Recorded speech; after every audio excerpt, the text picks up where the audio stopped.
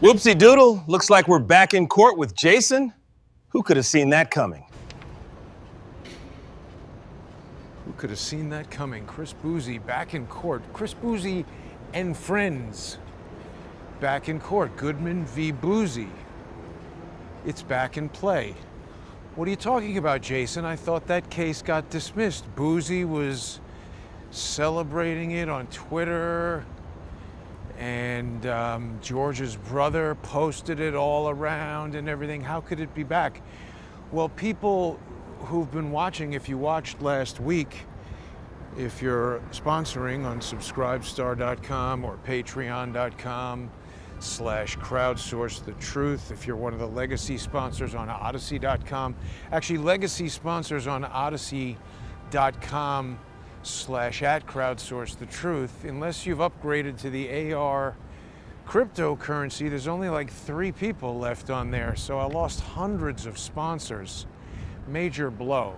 If you're one of the former sponsors on Odyssey, please join us on crowdsourcethetruth.substack.com or subscribestar.com or patreon.com, or you can also sponsor by subscribing on x.com @JG_CSTT. But if you're watching on one of those platforms, you would have seen last week's Counterlawfare Report, where I spoke about this 60B4 motion that I had entered. Rule 60 is certain type of post-judgment motions that you can make for relief from the judgment on various bases. And 60B4, that's when a motion is void, or sorry, when a judgment is void. And it's my understanding that it's very rare that these 60B4 motions are granted. That's a Hellcat. That's crazy right there. That's like 800 horsepower Charger. Well done, person buying the Hellcat. Supercharged out the wazoo. But that's not important right now. What we're talking about is counter-lawfare. It's important for people to remember. Counter-lawfare, I remember at some point after Trump won, somebody went on Fox News, maybe it was Jesse Waters, saying, "Oh, we got to fight lawfare with lawfare." I don't think it was Jesse Waters. I think it was, maybe it was Trey Gowdy. I remember thinking, this person's a lawyer. How could they say that? You can't fight lawfare with lawfare. Counter-lawfare is fighting lawfare with the law. You know, it's not just about doing something crappy to somebody who did something crappy to you. Lawfare is weaponizing the law. And what I'm talking about is bringing those people to justice. So that requires properly utilizing the law. And one of the challenges for me is that I'm not a lawyer. So people should keep that in mind.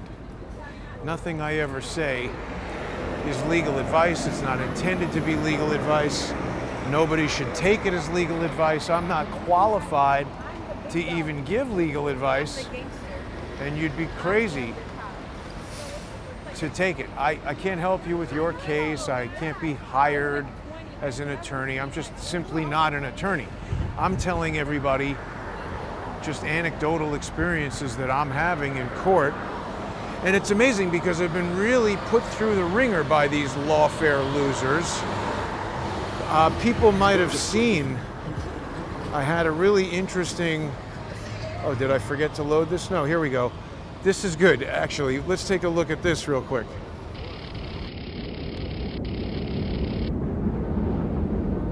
Dear Sir, please see the attached filings. You now have until September 8th, 2025 to remove the offending materials or face unpleasant consequences in court.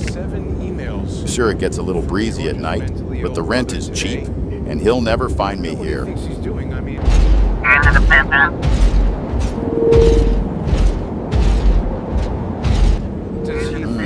Hey, do you hear something? Walker 09er, you've lost contact with the fleet. What's your status? We're fine. Everything's fine. We better make this quick.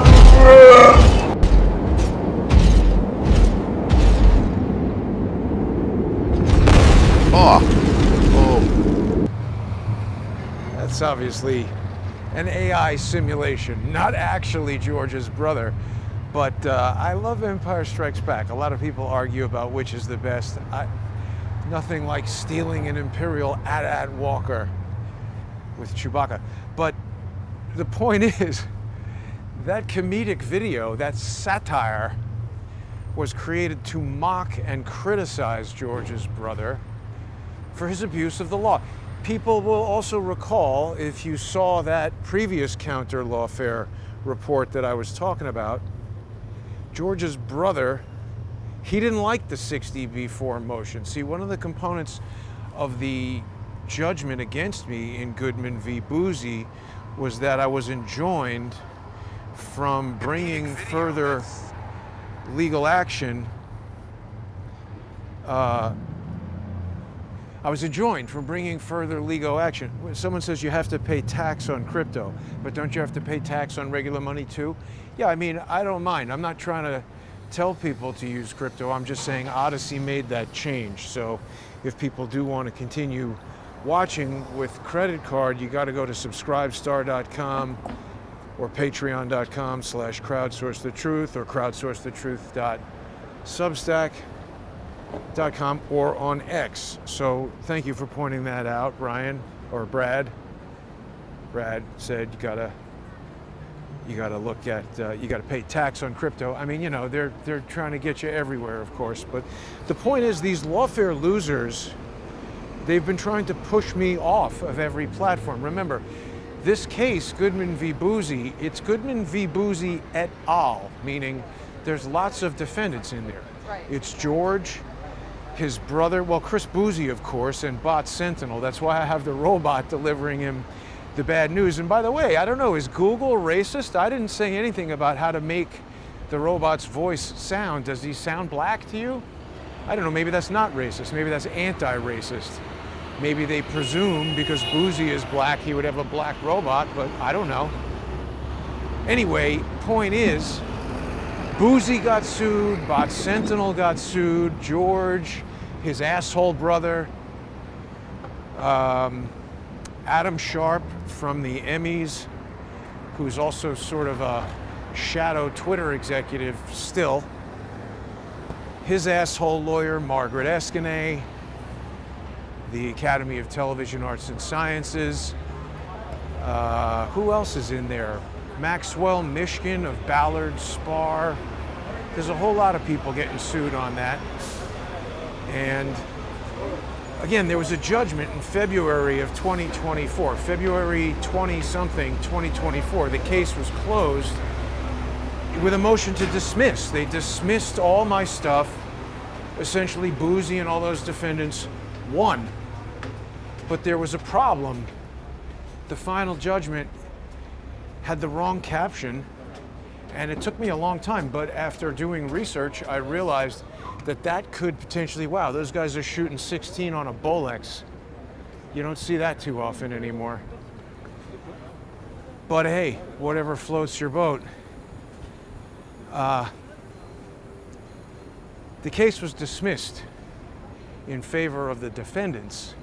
I thought unjustly, but there was not much that I could do until I discovered this caption defect and Rule 58, which says that there has to be a separate document that unambiguously, I don't remember exactly what it says, but people can look that up, Federal Rules of Civil Procedure, Rule 58.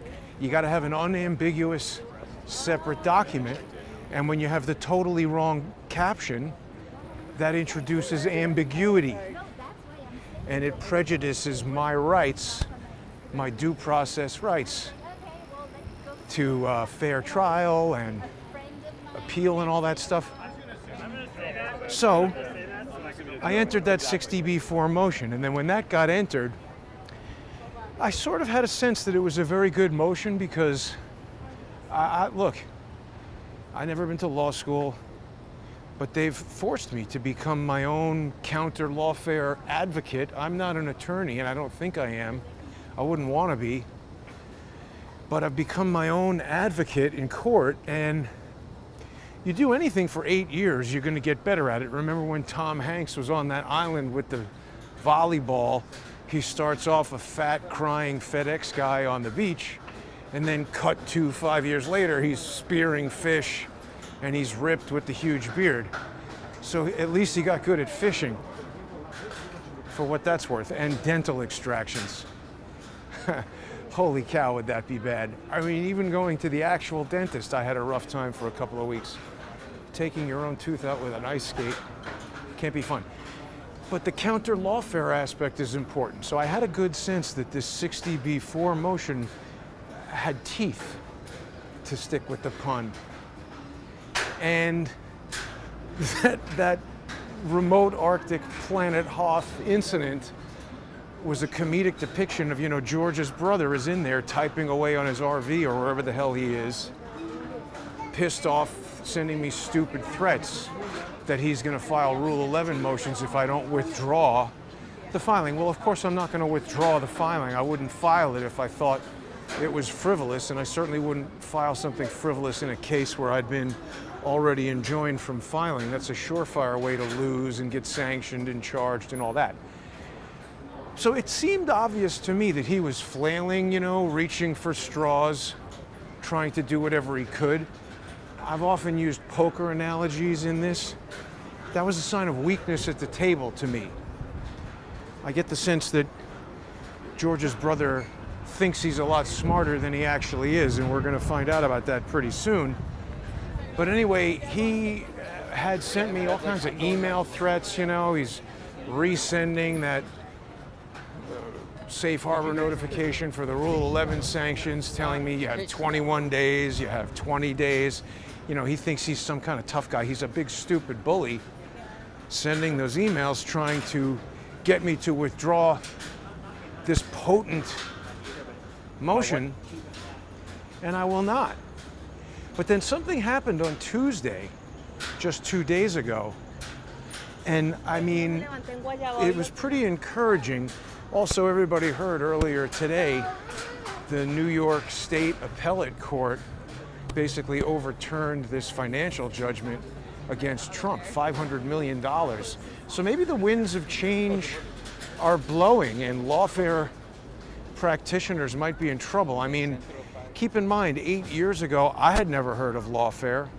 I mean, obviously we know there are jerks who sue people just to be jerks, but just this concept of lawfare, and Charles Dunlop Jr., the U.S. Air Force Major General who is credited with codifying the term, and I don't know, for all I know, Swigert read books by that guy or studied under him. I mean, he's also Air Force.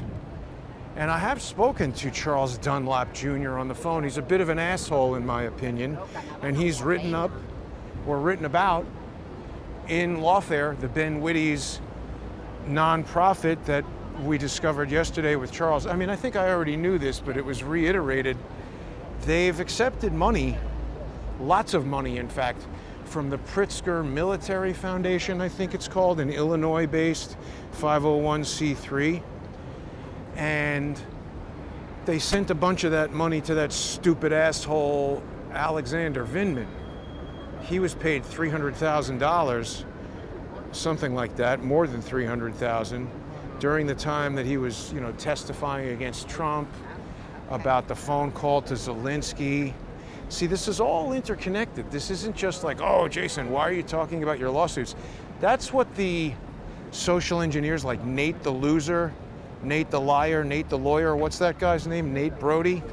What a dick. I knew that guy was full of shit. I found out a couple days ago, he lost his case against Bouzy. You know, you remember how cocky he was and what a genius he thought he was? He's another loser who's a lawyer. He thought, oh yeah, we're gonna sue Bouzy, you know, and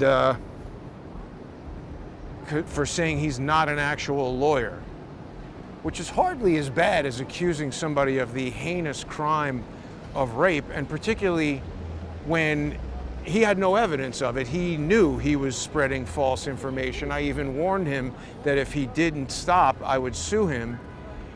And he didn't go and pursue evidence of it. He just said, oh, well, you know, George said it, George's brother gave it to me, so I'll spread it.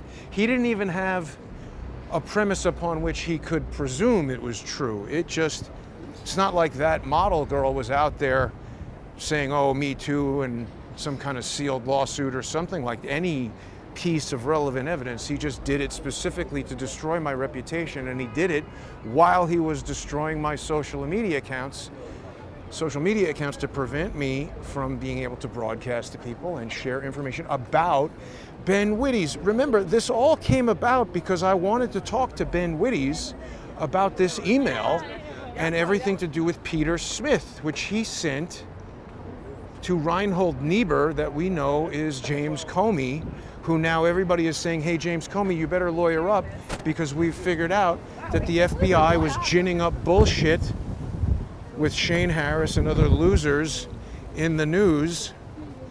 And then, of course, Comey sends this thing over to his, what do they call it, his lieutenants at the FBI, like Andrew McCabe and Jim Baker, who's very tied into the whole Twitter thing, hiding Hunter Biden's laptop, right? Remember, he was kicked out of the FBI after he was involved in the United States versus Sussman case, where Sussman is accused of lying to Jim Baker. He's prosecuted for that, but then he's let off.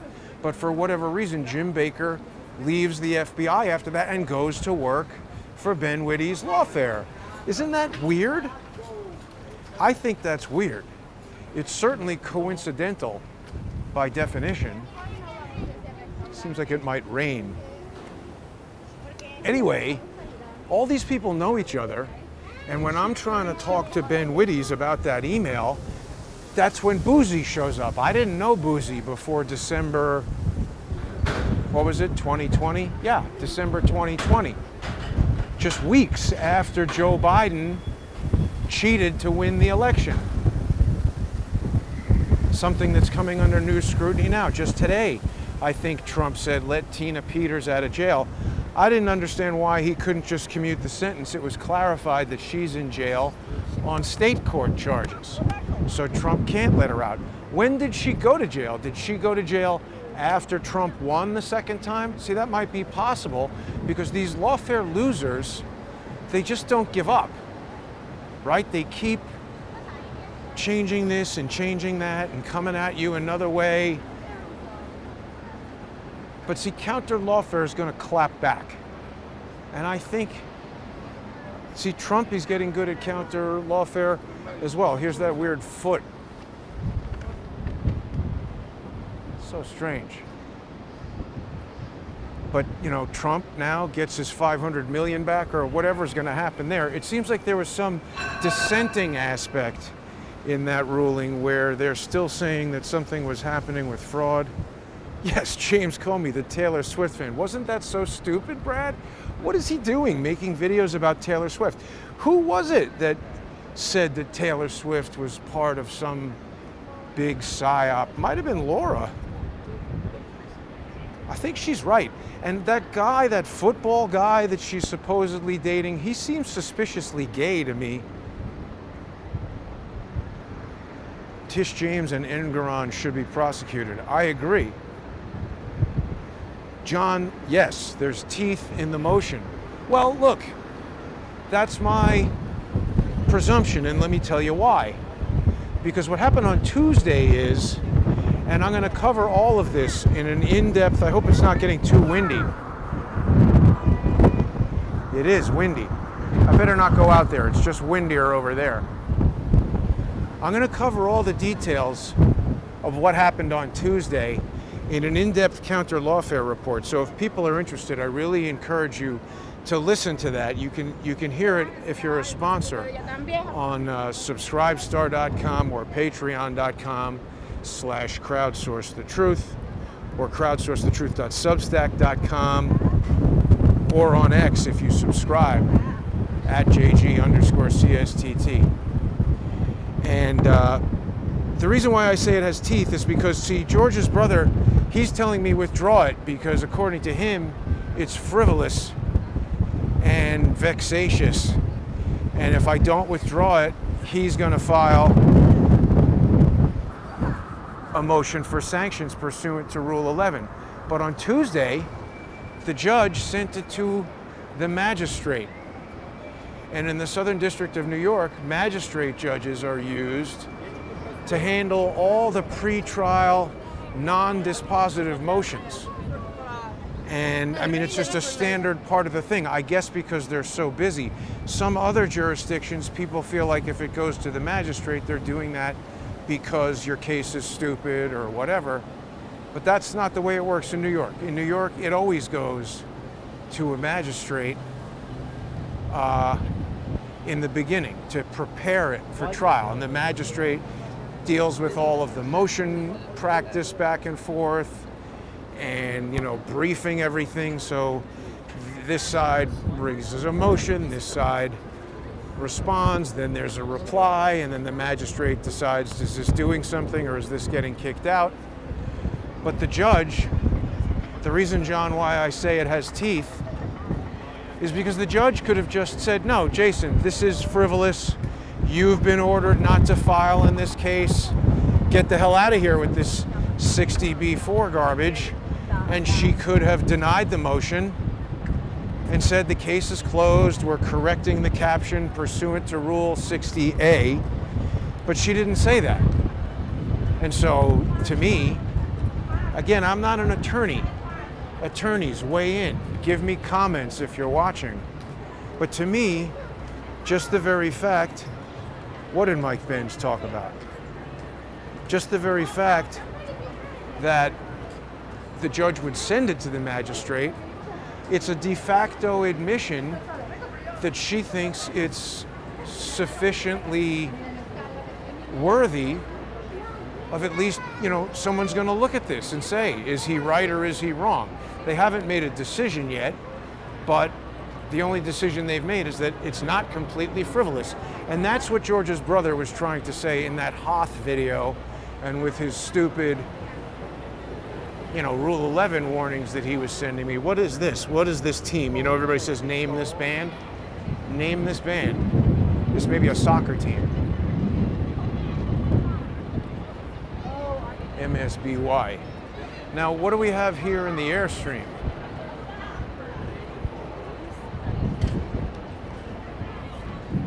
I see these Allied Universal Security people around. I don't know if I trust that. What is Garnier? I think it's hair. Or maybe it's a drink? What is this? It's a stripped out Airstream. Now, look, we don't have movie night over here, but they have more sports events. It's getting windy as I go further to the west side here.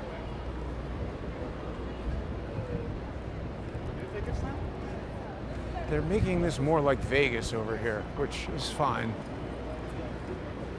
See, look at that. They got like a container. I guess this whole thing is portable. Yeah, they're showing sporting events over here. It's not bad, I'll tell you. It's a cool way. Come outside.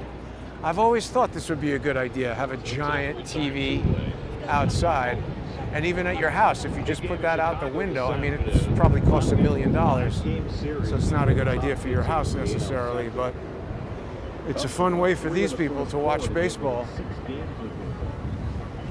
Yeah, so I think the motion has teeth because not only, so this happened on Tuesday. I saw the thing Tuesday night. George's brother, he entered something else. He entered, I don't know, a motion for sanctions. He's entering all kinds of nonsense over there. But now, all of these defendants, I guess they don't have to do anything, but the magistrate judge is going to decide. And not only did the judge send the 60B4 to the magistrate to decide, is this guy a transformer? A ninja? What is going on with this guy?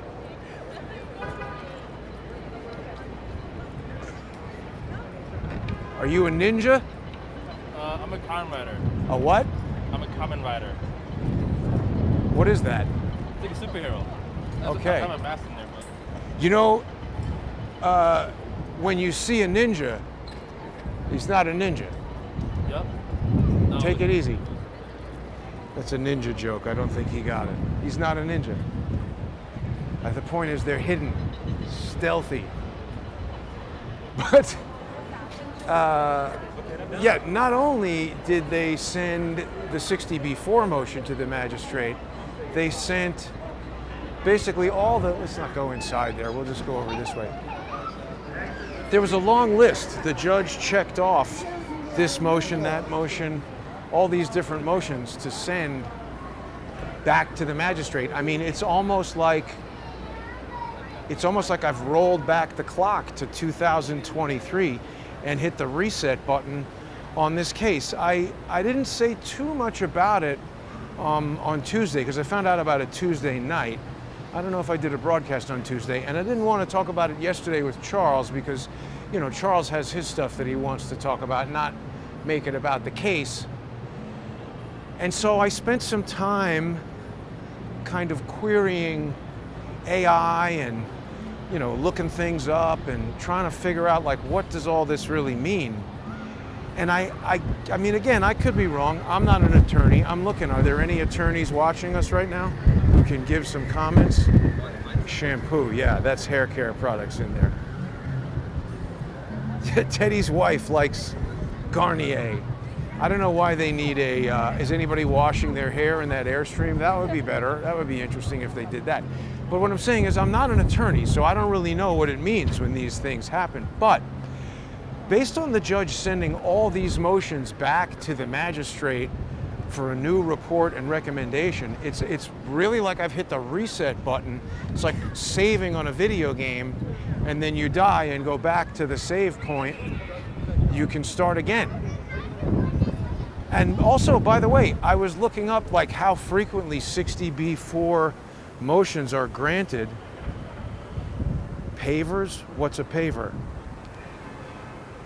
I was looking up how often they're granted, and the answer is not very often. So I think about this. Back in May or June, I had that amicus filing in American Oversight v. Hegseth, and the judge tried to block it. Remember, that was Boasberg tried to block it from going on the docket. And my 59E motion for reconsideration, basically telling the judge, hey, you've made a legal mistake that you've got to correct, he granted it. And at that time, lawyers were telling me that's unbelievable.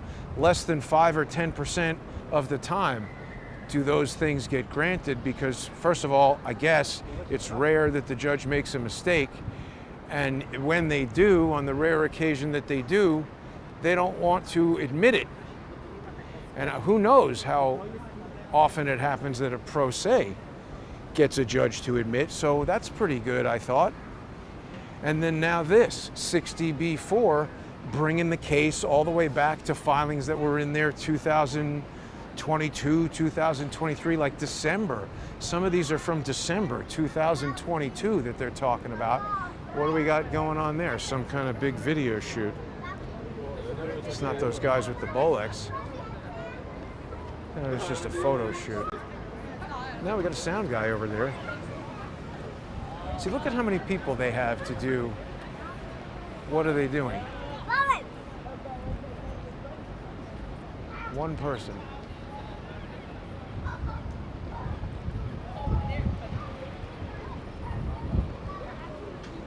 So what I'm saying is, I'm not an attorney. It's a little difficult for me to know.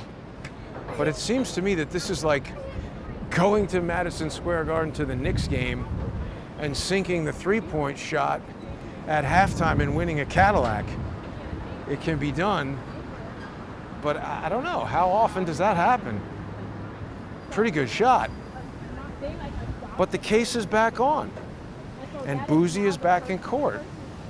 Now, some people, I was posting this a little bit the other day, and the whole Nate the liar, Nate the loser, Nate the lawyer came back up. That guy's a social engineer, and I knew that when I was dealing with him. At first I thought he was my friend, and again he was like, oh well, you know, or maybe I contacted him. I think I contacted him thinking, hey, you know, we've got this common enemy here in Bouzy. Maybe there's some way our cases help each other, or information I have or information you have, or whatever.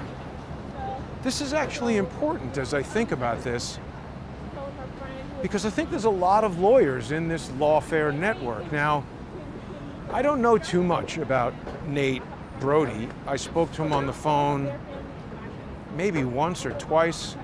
I don't think 3 times. Maybe 3 times. It's not like I spoke to the guy a lot.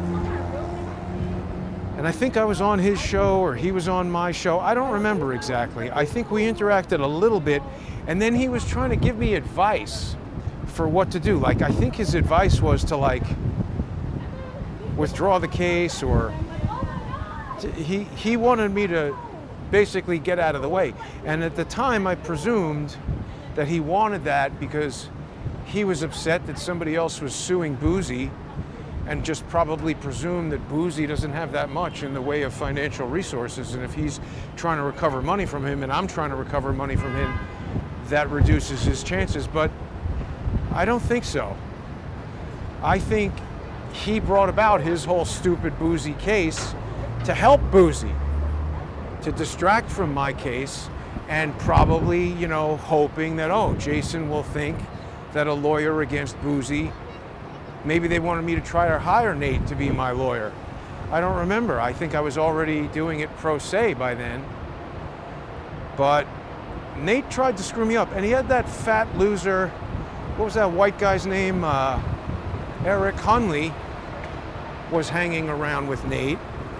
That guy's an asshole too. He was always trying to horn in on my show, poach guests, trying to follow me on Twitter. That guy's a dick. Sorry if I'm being rude or gossipy, but I think these guys are all part of this lawfare network, and they're friends with David Freiheit and, you know, Barnes. I had asked Barnes to look at my Emmys case, and he said, sure, send it to me. Never heard a word from those guys.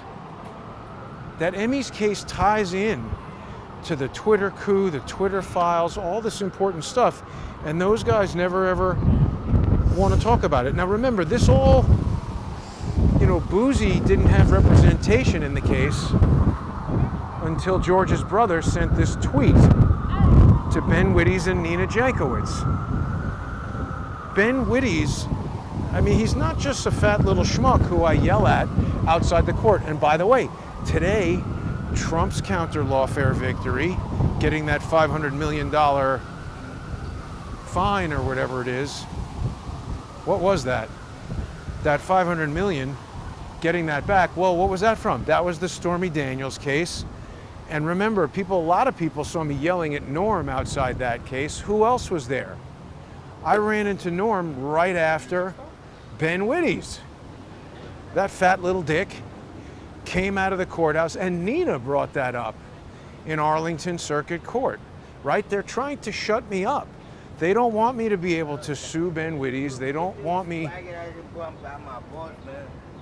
This guy's got a problem with his balls that he wants you to know about. But they don't want me to be able to sue Nina. They don't want me to be able to sue Ben Wittes. They don't want me to be able to sue anybody in there. Not because, I mean, they'll say, oh, it's just vexatious and full. But now the judge granting this 60B4 and this little guy, instructing the magistrate to reopen all these past motions, it's a new lease on lawsuit life.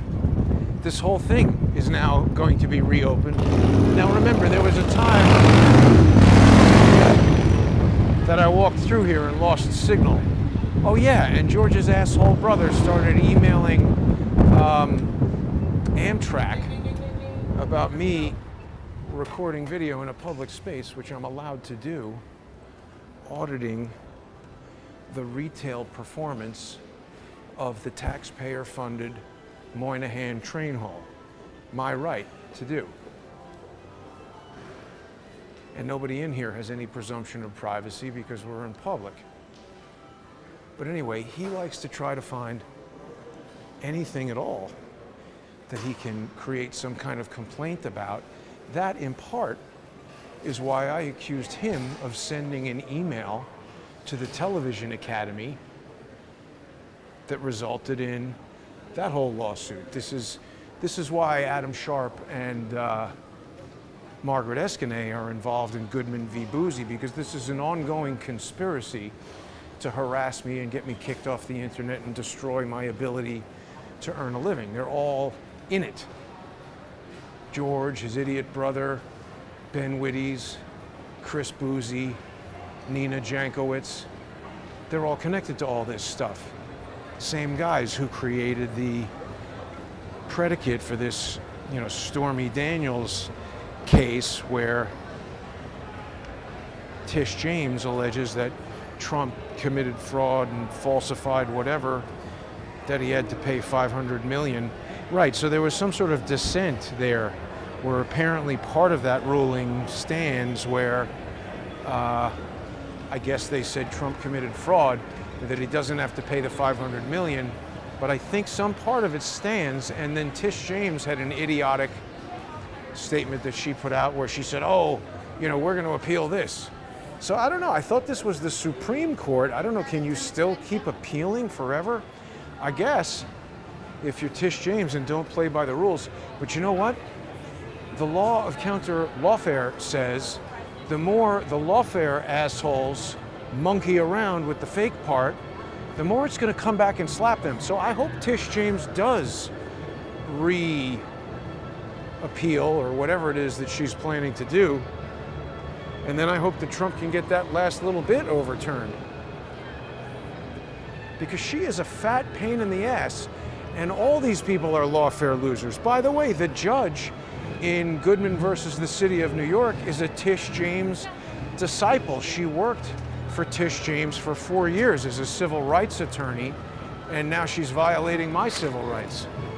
Jessica Clark, she allowed George's brother to send around letters, religious disparagement, hateful, completely useless content that had nothing to do with the case. He's not in the case, and she didn't even so much as admonish him by warning him, Mr. Swigert, you're a non-party to this case. Stop sending around hateful nonsense and harassing the litigants and the attorneys.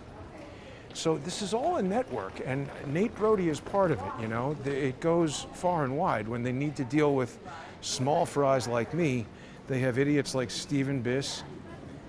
Teddy likes the train hall. Well, good. I'm glad I could show that to people. It is better than... You never seen that statue of the pigeon? That's interesting. I walk by that all the time. Well, so it's good. Sometimes I'm worried that I'm too much walking around in the same area, but it is good to some extent to sometimes check out the same area, because you get to audit what's going on over time. Like, for instance, remember a week or two ago or three, we were over here and the cops, including that idiot Joel Matola, had their little stage play going on, to gin up all kinds of hatred between Israel and Palestine. By the way, that's what George and his stupid brother have been doing for 8 years. Remember when I first met George, he was like, we're just two Jewish guys talking about whatever. It was obvious to me that George was not. Why did he say that? And then he started that whole idiotic rumor about Mossad doing this and that, and people said, Jason's in Mossad. Ridiculous crap. So George and his brother spread all kinds of Jewish hatred directed at me. I personally think that's pretty bad. And now they're back to being sued. So we're back in court. And George's idiot brother has basically stopped with all of his stupid, let's check out Plaza 33 again today. George's idiot brother has stopped with his stupid Rule 11 threats because he knows, I guess, they're not going to work on me. And I suppose now that the case has been sent to the magistrate judge for a report and recommendation, I just don't think that magistrate can come back and say, this is frivolous, because then he's sort of contradicting the district judge, saying, why did you even send this to me? It's frivolous. If the judge thought it was frivolous, she wouldn't have sent it for report and recommendation. In fact, it seems to me the evidence there that she's saying, hey, magistrate judge, look at all of these historic motions in this case. Seems to me she thinks there's some merit to it. So, I mean, the magistrate might come back and say, well, Jason doesn't know the law, and he got this part wrong and that part wrong, so he still loses. But I just don't see how the R&R, the report and recommendation, could come back now saying this is frivolous, which is the basis upon which George's idiot brother and his igloo wants me to withdraw it. So it's not getting withdrawn. I hope he spent a lot of time writing his Rule 11 motion that he never sent me, because it's useless. And he is useless, feckless, moron. Someone says, remember the Damore babies. I do not even know what that is. Not only do I not remember it, I don't think I ever knew about that. So do we have... Boasberg looks like a Dr. Seuss character. Well, he does, but I mean, again, you know, you could look at my litigation history and say, oh, Jason's losing in court. But I think the truth of the matter is, these have been some meaningful victories, particularly considering the forces aligned against me. I mean, Ballard Spahr is a more than 100-year-old law firm with like hundreds of attorneys, you know, offices around the country or maybe even around the world, lots and lots of money. And I don't know. This seems like they just got smacked. This is a pretty sophisticated looking van. What do they got going on in there? Hidden equipment. Yeah, so we're back to Plaza 33 here. What's going on in Plaza 33 today? I Quit tour. What is that? I never heard of them. Those girls look like maybe sisters. On Tour Logistics. I guess they're having a concert. I never heard of those people.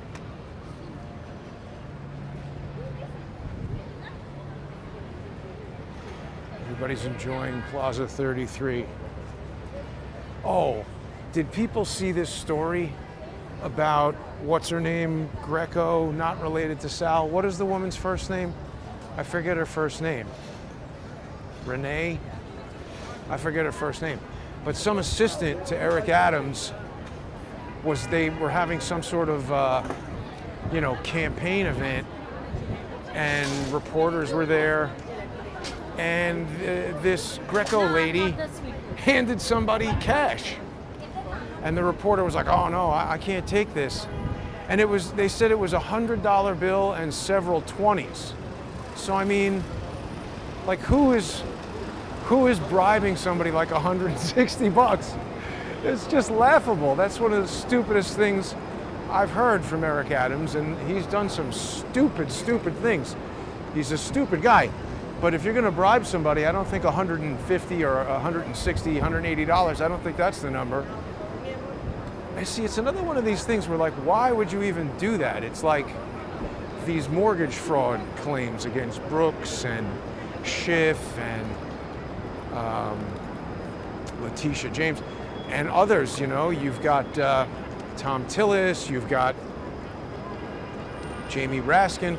I mean, is it that it's just so normalized among these government people to do this stuff and never, ever, ever get caught that they all just do it? Maybe. I don't know. I think it's like a gang initiation where they tell you, you know, do this crime, we're gonna have documentation of it, and then, you know, you can be in our organized crime gang. But anyway, back to the Goodman v. Bouzy. The case is on. I'm going to do a deep dive into the 60B4, you know, the judge's amended order. That's the amended order that the robot was handing to Bouzy in today's thumbnail. Bouzy looks quite upset about it. But I'm going to explain to everybody all of the details from this order. You know, the other thing is George's idiot brother, I think the thing that he entered prior to Rule 11 is that, oh yeah, no, right. He put in this thing where he's upset that I'm making cartoons about him. I don't know if I have a video of that. But he was upset that I was making cartoons and wanted the judge to sanction me pursuant to Rule 11 without waiting the 21 days. Like, he's really all gas, no brakes on the sanctions.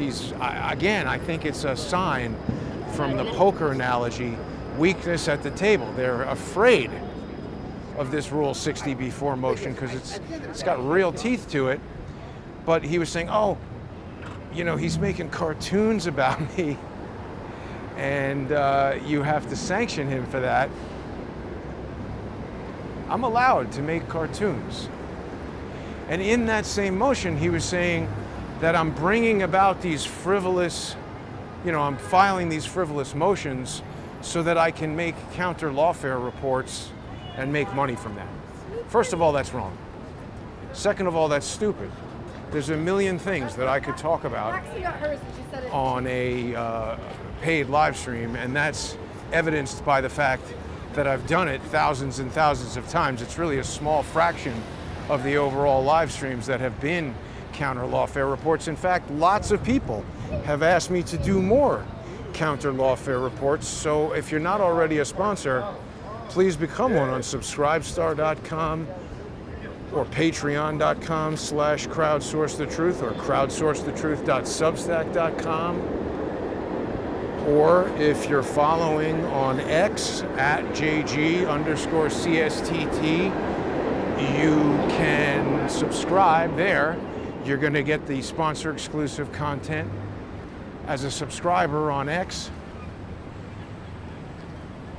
And yeah, I'm not filing these things in order to make pay-per-view live streams. They're not even pay-per-view. It's a, Crowdsource the Truth, everybody knows, is a subscription-based video service. And see, the thing is, that's another thing that I know that they hate, particularly Adam Sharp. They don't like the idea of direct-to-viewer micro-sponsored content. I remember when Adam Sharp first started bringing his frivolous litigation against me, I was looking through his Twitter feed, and him and all of his asshole TV friends were like, oh, we don't like this new thing, OnlyFans, because it's direct-to-viewer sponsorship. Meaning they want a middleman there. They want an advertiser who's paying for you to watch for free, so shut up and listen. And they want that sponsor to be Pfizer or whoever so that you get the sponsored message. What I'm talking about is this show is supported by individual viewer sponsors like you. So if you want to retain the right, what does this girl think about the assassination attempt? If you want to retain the right to hear what you want to hear, not what some other sponsor pays for you to hear, it's important to sponsor the show. Subscribestar.com, Patreon.com, Substack, wherever you want to do it. I really appreciate the people who have kept the show going. And keep in mind, these lawfare losers are trying to end the show. So right after this live stream, I'm going to put on a special, in-depth counter-lawfare report going over, well, we already went over the 60b-4 motion, but we're going to go over the judge's amended order and look at every one of the different motions going back to 2022 in this case. There's a lot of them. There's maybe 20 of them or something that she's asking the magistrate to open back up and re-examine. I mean, again, to me, it seems like Marty McFly litigation, going back in time and hitting a reset button on the case in the way that you just really normally don't get to do. It's extraordinary circumstances. These are government aligned actors who, now that Tulsi Gabbard and everybody is saying, hey, this is like the biggest political scandal in history, I don't know, maybe the judge realizes there's something to what I've been saying, and maybe that whole email from Ben Wittes to James Comey, I thought it was pretty damn important. Remember, they dismissed that as being, unrelated conspiracy theory, but I disagree. It's the whole reason this all came about, is because Ben Wittes was in communication with James Comey to try to jam up Trump, and I was talking about it, and asking him about it. He didn't say a word about it. 2017, 18, 19, 20, not until December 20th, 2020, after Joe Biden cheated and won. That was when Ben Wittes wanted to talk about it. That's when this whole crew swarmed and attacked and destroyed all my stuff. Anyway, stick with me. It's going to be just a few minutes, probably less than 10 minutes. I'll be on with the Counterlawfare Report. I think people are going to be amazed by this. This is literally, once again, like showing up at Yankee Stadium in the World Series in a suit, asking them if you can get an at-bat, and pow, knocking it out of the park. I just don't think it happens that often. So thanks for tuning in, everybody. Stay with me. I'll be back in a few minutes with the Counterlawfare Report.